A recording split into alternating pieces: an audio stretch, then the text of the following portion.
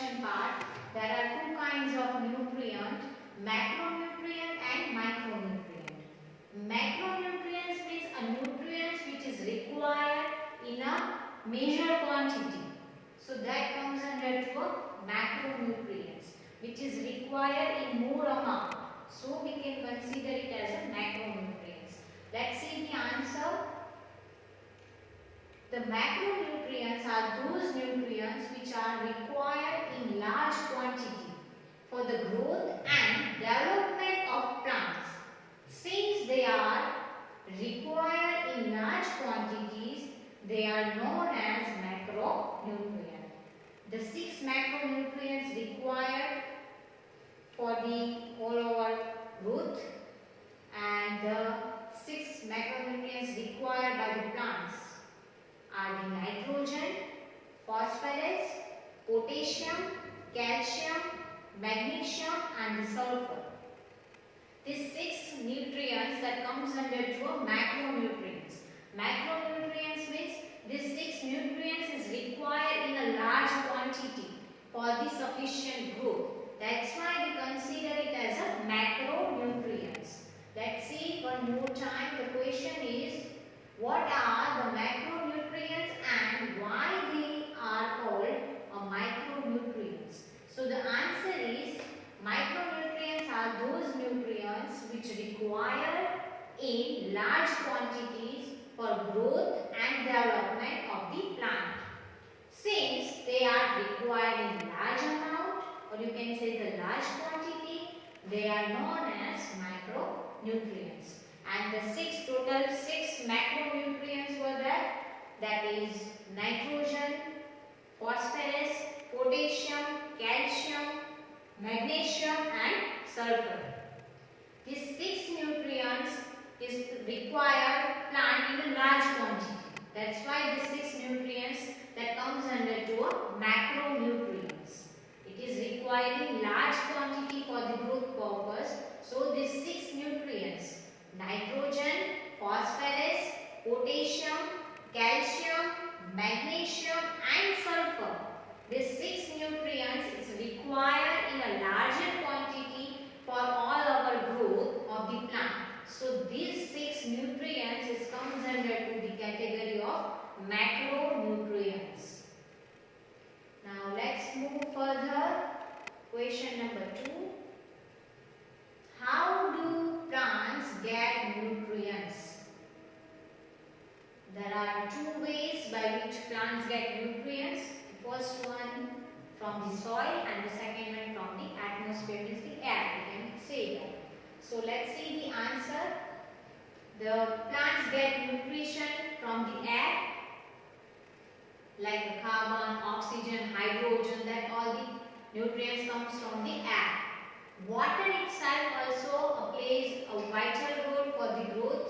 So the water means from the liquid, the water is there, and soil. So the plant get nutrition from the air, water and soil. From the soil, we can consider a soil as a major source of nutrition, because almost the 13 of these nutrients are available from the soil. So the soil is the major source of a nutrient for the plant. Plants get nutrition from the air, water and soil, and the soil is the major source of nutrients. 13 of these nutrients are available from the soil, and the remaining 3 nutrients like carbon, oxygen and hydrogen, that are obtained from the air and water. Plant get nutrients from the air, water and soil. Along from these 3, the soil is the major source of nutrients. Why? Because the 13 of the nutrients that comes from the soil only, and rest of the 3 nutrients that comes from the air and the water. So we consider soil as a major source of nutrients. Soil is the major source of nutrients. The 13 of these nutrients are available from the soil. The remaining 3 nutrients, which 3 nutrients? So the carbon, oxygen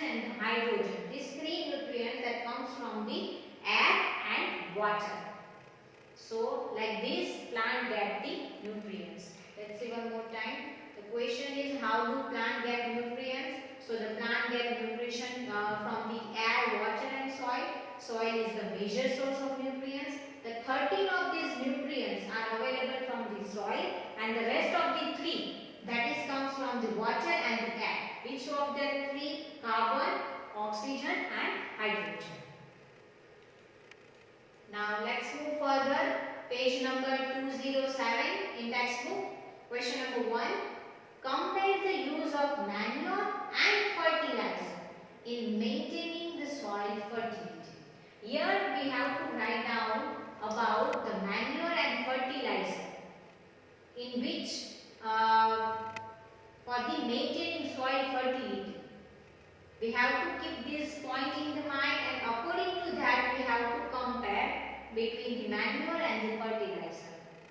So before that, writing the answer, we should know about the definition of manure and the fertilizer. The manure, which is come from the organic substance only, means from the plants, animal waste only. There is no any kind of harmful substance in the manure. It's totally natural thing. Whereas a fertilizer, it is a man-made, it is artificial, it is made in industries. So according to that, we have to write down an answer in case of maintaining a soil fertility. Let's see the answer. The manure increase a soil fertility, as I told you, by the enriching the soil with organic matter and the nutrients. The manure possesses only organic matter, because the manure that is prepared by the plants, animal waste only. So the manure increase the soil fertility by the enriching the soil with the organic matter and nutrients, as it is prepared by the decomposition of animal excreta and the plant waste. Here both the thing is natural. From these both the things, the manure is prepared by the decomposition process. So it is prepared from the decomposition of animal excreta and plant waste. On the other hand, if we are comparing this thing from the fertilizer, then what is different between the manure and fertilizer? Then the fertilizer are mostly inorganic compound, whereas manure is organic compound, and this fertilizer is inorganic compound whose excessive use is harmful. If you are using excessive manure, then it will not cause any kind of side effect, or you can say the harmful or toxic effect. But in case of fertilizer, if you are using an excess amount of fertilizer, then it causes the harmful effect to the soil, because the symbiotic microorganism which is living inside the soil, it directly affect to that kind of organism, and the excessive use is also reduce the soil fertility. Hence, the fertilizer are considered a good for only short-term use. We cannot use it as a long-term, and also we cannot use in excessive amount. Let's see one more time. The question is, compare the use of manure and fertilizer in maintaining of soil fertility. So the manure, as we know that the manure increase the soil fertility by the enriching the soil with the organic matter, because the manure itself made up by the organic material and nutrients, as it is prepared by the decomposition of the animal excreta and plant waste. Whereas the fertilizer, they mostly prepared by the inorganic compound, and whose excessive use is give harmful effect to the symbiotic organism or the living organism which is present inside the soil, and their excessive use that also cause the reduction of the fertility. Hence, the fertilizer are considered a good for only short term of use. We cannot use for a long period of time. Ultimately, it minimizes the fertility of the soil, and excessive use of the fertilizer also cause a toxic effect to the plant. Now let's move further. Page number 208. The question is, which of the following conditions will give the most benefits and why? Here some conditions are given. In that we have to identify which condition is helpful, which is most beneficial, that we have to recognize. After that we have to also give the reason why it is most benefited. So that things we have to write down in answer part. So here the first condition is given. A, the farmer use high quality seed. Yeah, it is necessary for the production of the crop, good production of the crop. Now the second term is given that do not either irrigation or use of fertilizer. As we discussed that for the all over production, all over good production, the plant get it must be the high or good quality of seed, so all the seed can germinate and grow well. The first condition that required. The second condition is irrigation. The plant also get proper amount of water, then they can grow. But here in the second term, the sentence is given that do not add irrigation. Then it is meaningless. Or use a fertilizer.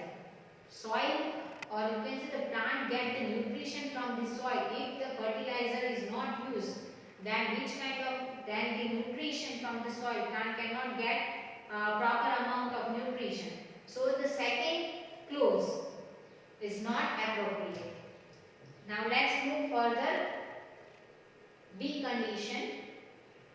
The farmer use ordinary seed. Here for the maximum production we cannot use ordinary seed, because if we are using the ordinary seed, then what happens? Some of the seed are germinated and some may not. So it ultimately causes the crop production. So the first law is not selected. Then the add of the irrigation and use of fertilizer. Second law is good, but along with that the first is not beneficial. So B also not. Now the C option, C condition, the farmer use quality seed. Yeah, that's good. Also add up the irrigation system. That also good. Use fertilizer and use crop protection measure. So this all the things is comes under to a crop management part. If we follow all the things, then we get the maximum crop yield. Because here we are using a quality seed, also provide a proper irrigation system, also provide a nutrition by the fertilizer, also protect the crop from the disease. So ultimately we get a maximum food production, you can say crop production. So we must choose C option. Farmers use quality seed, add up irrigation, use fertilizer and use crop production measure. Let's see the answer. As I told you that the answer is C. The farmer using a good quality seed, adopting irrigation, using fertilizer and using crop protection measure will derive most benefit. Now the second question is why. Why they selected that C clause? Then the answer is the use of good quality seeds increase the total crop production. If the farmer is using a good quality seed, then the majority of the seed, that all the seed are germinated properly. If it is germinated properly, then we get the maximum yield and will grow into a healthy plant. The next thing, that the proper irrigation. If the proper irrigation is there, then we can serve a proper amount of water to the plant, and the water is also essential for the all our development of the crop. The third one, that the fertilizer ensures the healthy growth and the development in the plants by providing essential nutrition such as nitrogen, phosphorus, potassium, etc. And at last, the crop protection measure include the various methods to control the weeds, pest, insect and infectious agent. If all these necessary measures are taken by the farmer, then the overall production of the crop will increase. So this is the why, means why we are choosing that option, that clarification. Let's see one more time. Page number 208. The question is that which of the following condition will give the most benefits and why? The A condition that farmers are using high quality seed but do not add up irrigation or use of fertilizer. The B option is that the farmer use ordinary seeds, add up irrigation and use fertilizer. Now the C, the farmers use quality seed, add up irrigation, use fertilizer and use crop production and measure. Then the answer is C. The farmer is using good quality seed, adopting irrigation, using a fertilizer and using a crop production. Measure will be derived most benefit.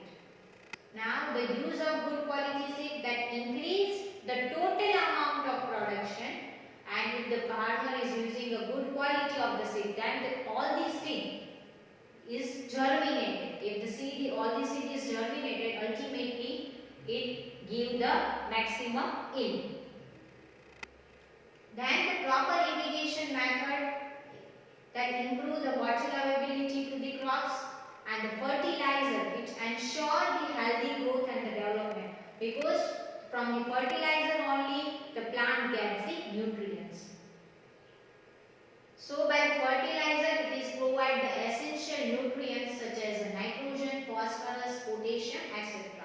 Now the crop protection is also a main point, or we can say the main thing for the all our good production, because the crop protection measures include the various methods to control the weeds, pests and infectious agent. If all these necessary measures are taken by the farmers, then we get the overall production of crop will be increased. We get the maximum yield. Now the next question, that is on page number 209, that we will discuss in next video.